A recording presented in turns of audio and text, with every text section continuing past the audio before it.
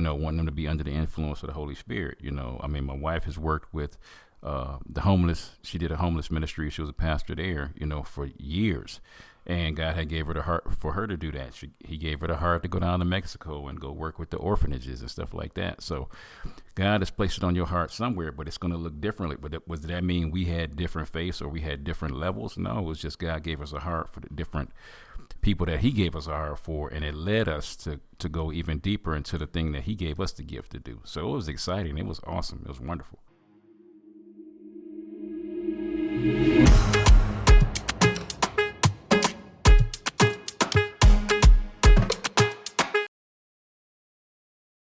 Welcome, family, to the Bacon Biz Podcast. We definitely desire for you to take the bits of information and immediately apply them to your life for success. The ground rules for success and encouragement and uplifting and informative. I'm having a moment, right, y'all? Yeah, I want you to leave all this. I'm having a moment. I promise I'm coming back. Here we go. The ground rules for the Bacon Biz Podcast that will always be encouraging, uplifting, and informative. The areas of life that we'll be talking about today on the Bacon Biz Podcast is dealing with a balanced life. And I need to hear y'all say it. Say valuable. Information. Applied. Equals success. Equals success if you want it. My baby. She's on with me today. The wonderful Diana Acosta-Bacon. Hey, babe. Hey, boo. And we are on our wonderful series we have entitled One Size Does Not Fit All. And we're going to be talking about faith today. Yes. What a topic. I think we both have similar and very differing opinions on this. We sure do. Yeah. Yeah. Because, first of all, I mean, we believe in being equally yoked. Yeah, believe that wholeheartedly. Yeah, I believe that clearly. Now, but how we go about doing it can be totally different. And that's what makes it so dynamic and so unique. Because what are the different dynamics of growing closer to God? What does that look like to you? What does that look like going closer to Jesus? What does that look like to you? And that can vary drastically with each and every individual because, we got Lutherans, we got Protestant, we got Catholic, we got Methodist, we got Baptist, and we can go on and on with all of it. And understand, what works best for you. When you tell me, man, I don't go to church no more because I couldn't find you wasn't looking enough because there's plenty of wonderful churches that's out there. It's just about finding what works for you. And none of them, it's not this is right, this is wrong type of thing. It really is which way helps you draw closer to the creator of the universe. Yeah. And I believe that's Jesus. And it's just believing what is going to help you the most. I've been at churches where we've been super loud and howling, screaming, and speaking in tongues, and we've been doing that's the gamuts. But then also, recently we are in churches where we just sit there, we do more of a Bible study. We really get closer to what God would have us to do. How does that look like? What does that look like for you? First of all, sad but true. The most couple things that are sad and true. The most segregated time of the week is Sundays, when everyone is kind of in their own little corner and ready to regroup to go to their own specific church. The second saddest fact is Christianity is the most divided religion, faith in Christianity, because there is, like my baby was saying, you have the you have the Baptist, you have the Pentecostal, you have Catholic, you have the Protestant, you have the Reformed. I mean, there's just on and on. There's just a lot. So the 5 main religions in the world are really Christianity, Islam, Hindu, Buddhism, Judaism, right? You have the 5 main ones would be those. But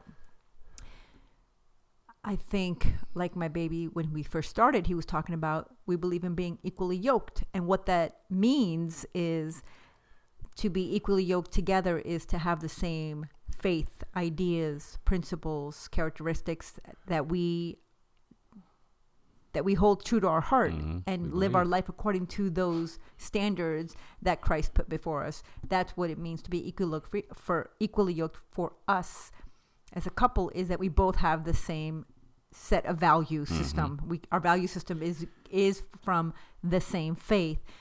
And whether or not there's a word for it in all the other cultures, I don't know if there is. And maybe there is, but it's an unspoken word. If you are Jewish, you tend to marry someone who's Jewish. If you are Islam, you tend to marry someone who's Islam. If you are Hindu, you tend to marry someone who's Hindu.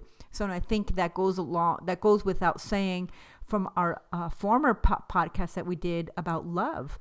You want to marry someone ideally who understands you. Yes. And it's hard to explain to someone when you are completely from different faiths. Yeah. Now, can you have a relationship with somebody who is from a complete different faith? Absolutely. Oh, no doubt. But you're gonna come along with challenges that maybe you're not signed up for. Yeah. It could be one thing to say, okay, I can look past those challenges because you as a human being, your character stands for itself, and maybe I was raised Catholic for myself, and even though I am evangelical, maybe we identify as non-denominational. My husband wasn't raised really with the faith at all until he was an adult. So we came together with where we are as adults in our faith, but maybe we were all raised differently. It's one thing to say, yeah, we can totally relate and understand maybe someone who is Lutheran and someone who's Catholic. They're very similar. Yes. But then what if you have children? How will you raise them? Yeah. And how will your parents, who one set maybe is Jewish and the other set of the family maybe is Christian, how do you raise your children? And it just comes with a little bit more challenges that sometimes we really have to not only identify, but be really intentional about what's the best as we move forward, right? So faith, one size does not fit all, right? We all have our different ideas, and we might go to the same church, and that doesn't guarantee that we all even think the same. We've gone to some churches that I just want to get up and walk out sometimes because I am not in agreement with, don't assume just because you go one place doesn't make us all of the same mind. Right. Just because you're a car, just because you sit in a garage doesn't mean that you're a car, right? It's the same thing. So one of the first choices that we have to make as we grow up is, what church are we going to attend? What faith are we going to attend? What faith works for me and my set of beliefs and my values? Our values tend to come from our parents, or who we raised us. Maybe our grandparents were more influential in our life, and that's the faith that we relate to the most. Right. But you can't really relate maybe to an old country church that your grandmama used to go to. You have to find your own church. You have to be okay. And I think that we have to say, and sometimes give people permission to say, you're allowed to visit other churches. I highly encourage you to visit other churches, because there's going to be an array of different flavors and colors and different ways of learning more about your faith. No, go ahead. It's something that we always have to understand, that it is not the method that is sacred. It's the message. The message of Christ for John and I is sacred, but the method is not. So you can go to a Pentecostal church and hoop and holler and speak in tongues and run around in circles, and whatever you feel led by the Spirit in that church would be appropriate. But it's not necessarily what they would do in the Catholic Church. Right. And for me, like, because I was raised Catholic, so 2 houses down from my house was a Catholic church, and then my backyard was connected to a Jewish temple, the synagogue, and I loved going to both. Whenever I felt nervous, whenever I felt afraid, whenever I felt I needed time alone, I would equally go running into the Catholic church, which was always open. The stone church was always open. Those doors, I would run inside, go upstairs into the where they would sing songs. What do you call that? The choir Right. stands. And I would sit back there in the corner, and it would just be a quiet place. And then they had like a water where you throw coins. What do you call that? Like a well? It's not a well. They had like a fountain. A fountain. Mm-hmm. It was Mother Mary, I think. And I would just sit there with my feet in the water as a little kid, and I would equally just sneak into the synagogue, and I would hear them singing their prayers, and it was beautiful. I was just always drawn to both of them. I just found them both beautiful, and I didn't understand how one can be wrong and one could be right, and understand fully where my choices were. I just wanted to be there. That's all I knew, is I wanted to be there. And I think that we don't know what fits us until we step into it. So I highly encourage, first of all, if it doesn't feel right to you to go to grandma's old church that you were raised up in, go visit the new church that maybe started up down the street. Mm-hmm. Look on YouTube, on the internet. There's so many churches out there. Right. And it's also, it's a big one is the church that you might have started your faith in. You know, let's just be honest. You might have outgrew it, and there's nothing wrong with saying it. I don't know where we get that from, that you got to stay at the same church once you start going to a church, that you got to be there for the rest of your life. Mm-hmm. Like, fam, we went from elementary school to middle school, junior high when we was growing up. High school, you went to college, fam. There's same thing with churches. Like, sometimes you've peaked at that church that you've been at, and it's time to go to the next church, So that's one thing I think people get caught up on too is, once you started at a church, don't mean you have to be there always. Because if that church is not provoking you to grow, notice I didn't say for you to be comfortable. Because sometimes, you know what? If you tell me that every scripture is in the word and you comfortable with what God said, God bless you. Our flesh is going to be some stuff that we're going to buck in. And let's get more inquisitive with that. Let's get more information when it comes to that. Let's get more understanding when it comes to that. And there's still some stuff, once again, it ain't going to make me feel comfortable, but it's going to help me grow. And we need to have words when you're growing in your faith to provoke you, to push you to another level. Because if you're not supposed to be comfortable, it's not designed for that. It's designed to be like when everything and all hell is breaking loose in the clutch. I know God is going to be there for me. I know Jesus died on the cross for me, shed his blood on Calvary's cross for my sins. And I know when all hell is breaking loose in my life, I know God is there for me. But how does it look at times? Just like all prayers aren't the same. You might have a financial prayer here. You might have a healing prayer there. You might have a salvation prayer, which is all God.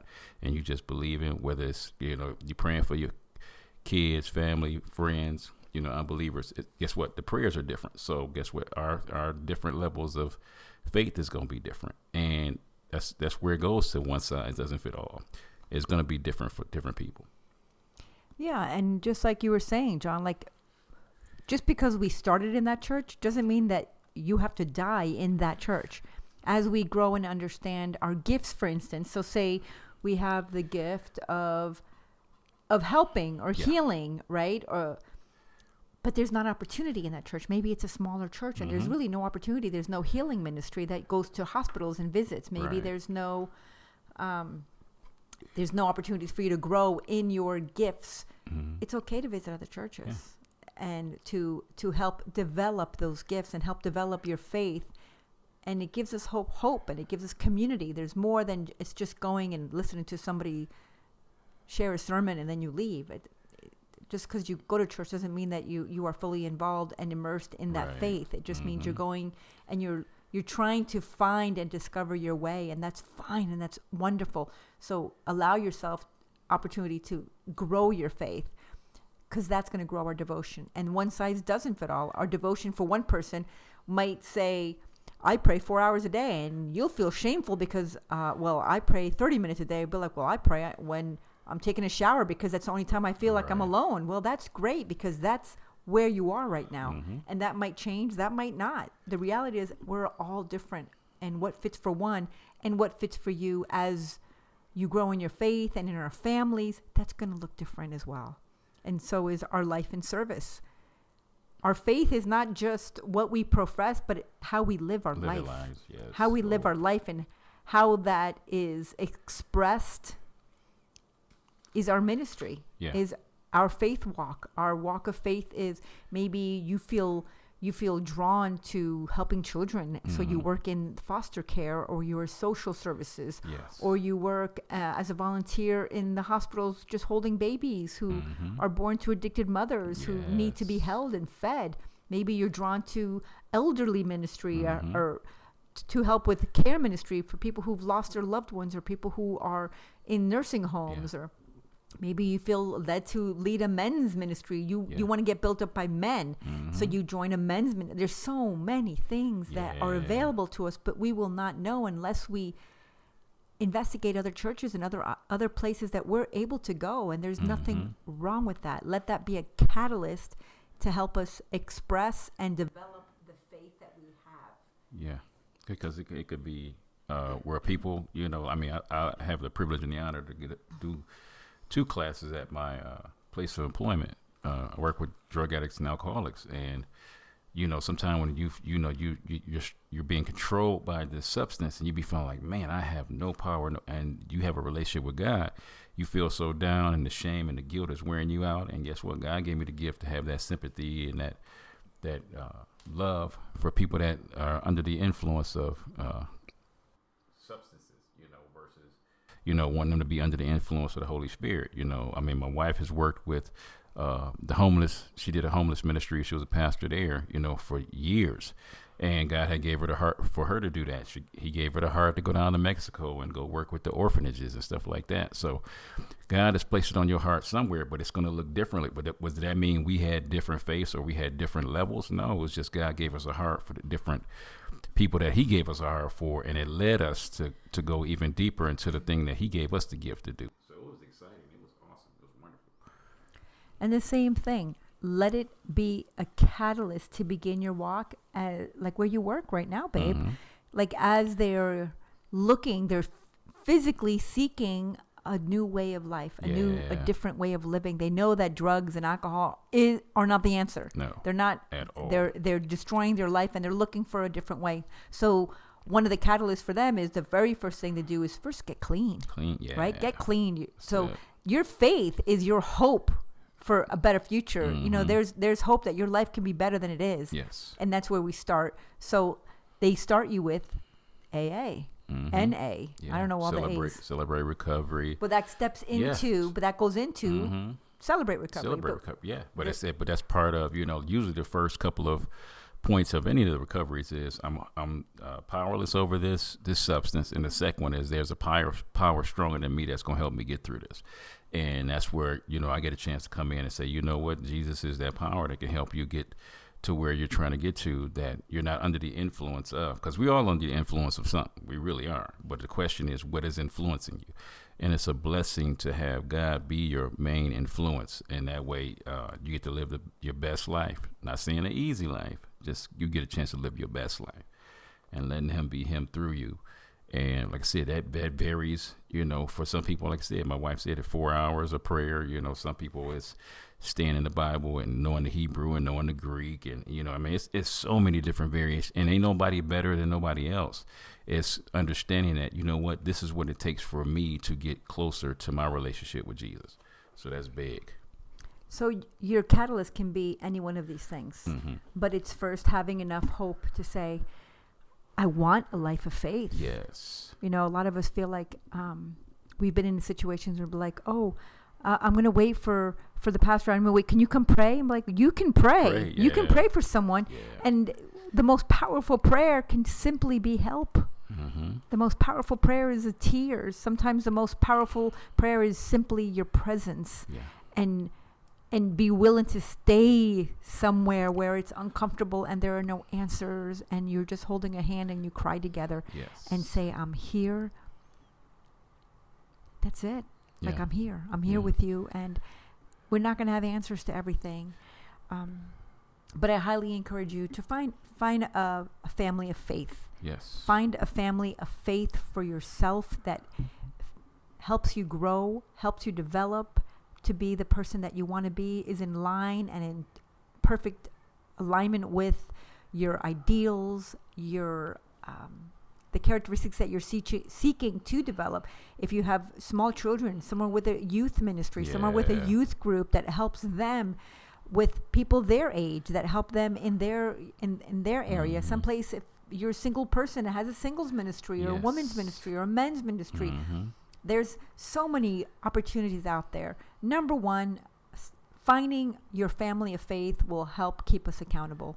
It keeps us accountable, not only to showing up and helping develop our faith, to say, hey, I'm here because I want a stronger faith in my life, but also accountable, and it keeps us from encapsulating in this isolating world of humanity, because life can really take a turn. Sometimes it's hard, and we just want to isolate. We want to encapsulate to protect our hearts because it's broken. Maybe you've had losses in your life. Maybe you've had anger or trauma in your life, and you don't want to show up anywhere. But you need community. Yes, we need community. So showing up helps us stay accountable, helps prevent encapsulating tendencies that I know I'm great at isolating. I tend to just want to isolate my own little corner and lick my own wounds, kind of like a little cat, and be like, okay, I'll come out when I'm ready. But the more you isolate, the less you come out. Yeah, the worse it gets. Really so does. It helps keep us social. We are meant for community. So one of the first things I would highly recommend we do is what speaks to your heart. It can start with the smallest thing, like start volunteering. Volunteering is the best way to get out of your own bubble of encapsulation, of your own bubble of isolation, of your own bubble of faith. Start, if it's ideally first, just go to a church, go to a service. You can go on their internet and the websites and find services for everything. But start volunteering. Maybe you feel, maybe in your faith you feel led to go work with children. Look up the schools. Maybe hopefully you have children and you can go to their school and start volunteering. I really love, go to the hospitals, the big hospitals. Every town has a hospital. You can find a volunteer. Go to the website. You'll find some place to volunteer and you can sign up. There's so many opportunities to help volunteer and just to be there with people and help talk about it. Talk about your faith. Talk about ways that you can support one another. You're not ready to do that? Let's start with go to YouTube. Go to YouTube and listen to a sermon. Go to the old church. Figure what out. Figure out what works for you. Yeah, and it desperately should be a local body of believers. Yeah, somewhere you can go in physically. Yeah, on YouTube, and the at home, ministry of whatever church is local is cool. But man, there's nothing like being around community, fam. We desperately need it. So get out there and like I said, if you got to visit 10, 15, 20 churches, man, please get out there and find your body of believers that, guess what, God says, you know what, this is my home, this is where I'm going to grow, this is my family. Because, man, and we even have a dynamic ministry here in Tucson, Arizona with John 17, where it's a culmination of all of the different types of, whether it's Lutheran, Methodist, Baptist, Pentecostal. It's beautiful for us to come together, and our main substance is Jesus Christ, and that's what it all boils down to. But how we praise and worship, how we pray, it's beautiful dynamics. I've been down to Mexico where I can't even understand Spanish, but man, the Spirit speaks, and that's the thing that's beautiful. So it's knowing that, man, we got the same faith. We might not speak the same language, but man, we know. Guess what? The essence of our faith is there, and we believe, and it's all about how do you implement your faith. What is that going to look like? It's going to be different for everybody. One size does not fit all. Yes, J17 Ministries in Tucson is a group of, I don't even know, at least 60 churches at least. Yeah. I think we might be higher than that. Higher than that. Local churches in Arizona that the main substance is Jesus, that we all believe the same things, but we practice that belief differently. We have a lot of Spanish ministries, English ministries. So you can go to the website and see about that. But there's opportunities for us to get involved and grow your faith, stand by your faith, develop your faith, and find a body of believers that will help keep you accountable and help us stay connected. Yes. Because we should never isolate when we need each other the most. Amen. Family, we love you. We don't want nothing but the best for you. We know at the essence of it, man, you need to have a relationship with God so bad. Because, man, it ain't just for the bad stuff. It is, the weddings, the baby showers. It is the christenings. It is the baby dedication. It's all that, man. And you want your faith to be strong. So please do me a favor, fam. Find you a local church to be a part of so you'll be around your family. This is your boy, John Bacon, with another segment of Bacon Bits. Guys, we love you. One size really does not fit all. God bless. All right. What's up, family? It's your boy, John Bacon, from the Bacon Bits podcast. Thank you so much for your support, likes, and ratings. Please don't just listen, but rate me, follow me, and subscribe. This is an amazing way to offer free support. My beautiful queen and I have some books that we have written for your growth. So the first book we have is a workbook. Actually, it's called Healthy Relationships, and this is a workbook through the lens of faith. Because what makes a relationship healthy or unhealthy? So this workbook is designed, it's a 12-week, it's a biblically grounded course, and every week has a few different principles. So if some of our principles, some of our topics that we're covering are respect, cultivating security. And this is not just between a husband and wife. This is between parents, between siblings, between friends, between your bosses, employers. So it's really important, and everyone deserves a healthy relationship. And also we have The Balanced Life by John Bacon. It covers how to be prosperous in your finances, relationships, your health, your mind, and your spirit. So you can pick that up on Amazon, also on audiobook. And we also have The Unraveling, a creative healing journal, pinings, poems, prayers, and ponderings of my precarious life.